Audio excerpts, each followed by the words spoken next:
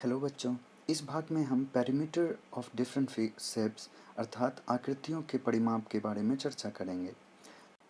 तो हम परिमाप से क्या समझते हैं? परिमाप को समझने के लिए मान के चलिए हमने एक आकृति बना ली। अब परिमाप वह दूरी है अर्थात वह लंबाई है जो हमें आकृति पर किसी भी बिंदु से शुरुआत करते हुए उसके चारों तरफ चलने के तत्पश्चात जो दूरी हम तय करते हैं उसे हम परिमाप कहते हैं। अतः परिमाप इस अवस्था में इसकी चारों भुजाओं के कुल योग के बराबर होगा। हम यह बोल सकते हैं कि अगर एक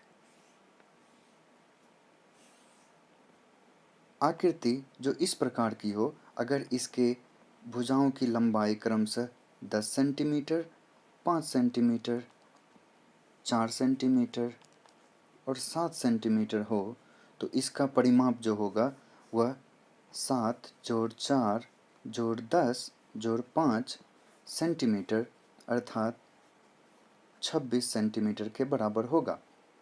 अब हम आयत के परिमाप की चर्चा करते हैं।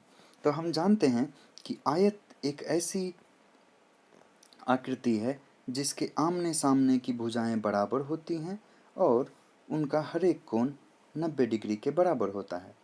तो मान के चलिए इस आयत की लंबाई L है, तो इसके सामने की भुजा की भी लंबाई L होगी और इसकी चौड़ाई अगर B है तो इसके सामने की भी भुजा की लंबाई B होगी। अब हम इसका परिमाप निकालना चाहते हैं, तो इसका परिमाप हम किस प्रकार निकालेंगे? इसका परिमाप इसकी भुजाओं का योग के बराबर होगा अर्थात B जोड़ L जोड़ B जोड़ L। हम यहाँ पर पाते हैं कि हमें 2B मिलता है और 2L मिलता है अर्थात हम इसे लिख सकते हैं 2B जोड़ 2L। अतः यह 2 गुना B जोड़ L के बराबर होता है, जहाँ पर B चौड़ाई है और L लंबाई है। अतः हम यह बोल सकते हैं कि आयत का जो परिमाप होता है वह 2 गुना लंबाई जोड़ चौड़ाई के बराबर होता है। हम एक छोटा सा उदाहरण लेते हैं। मान के चलिए कि एक आयत है जिसकी लंबाई 8 सेंटीमीटर है और चौड़ाई 4 सेंटीमीटर है। तो इसका परिमाप क्या होगा?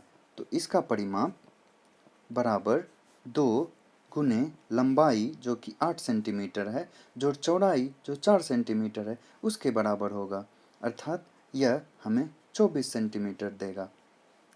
अब हम वर्ग के परिमाप की चर्चा करेंगे।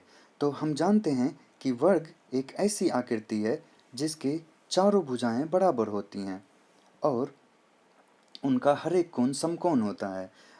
अगर मान के चलिए कि इस वर्ग की एक भुजा A है तो इसकी सारी भुजाएं A A A A होंगी अर्थात इसका परिमाप क्या होगा?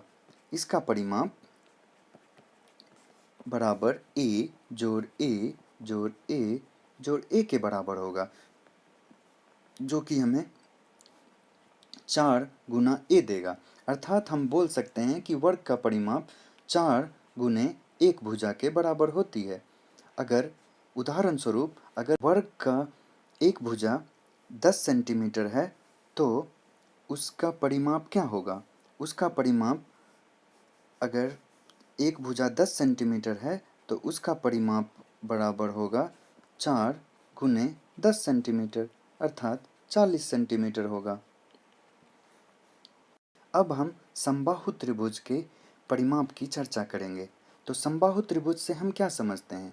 समबाहु त्रिभुज वह त्रिभुज होता है जिसकी तीनों भुजाएं बराबर होती हैं अर्थात अगर हम एक भुजा की लंबाई को हम अगर L से अंकित करेंगे तो इसकी सारी भुजाएं L L और L होंगी अर्थात इसका परिमाप क्या होगा? इसका परिमाप इसकी सारी भुजाओं का योग अर्थात L जोड़ L जोड़ L के बराबर होगा, जो कि हमें 3 गुना L देगा। अर्थात हम बोल सकते हैं कि एक समबाहु त्रिभुज का परिमाप 3 गुने एक भुजा के बराबर होती है। अतः इस भाग में आपने क्या सीखा? इस भाग में आपने आकृतियों का परिमाप कैसे निकालें और आयत, एक वर्ग और एक समबाहु त्रिभुज का परिमाप निकालने के बारे में सीखा। धन्यवाद।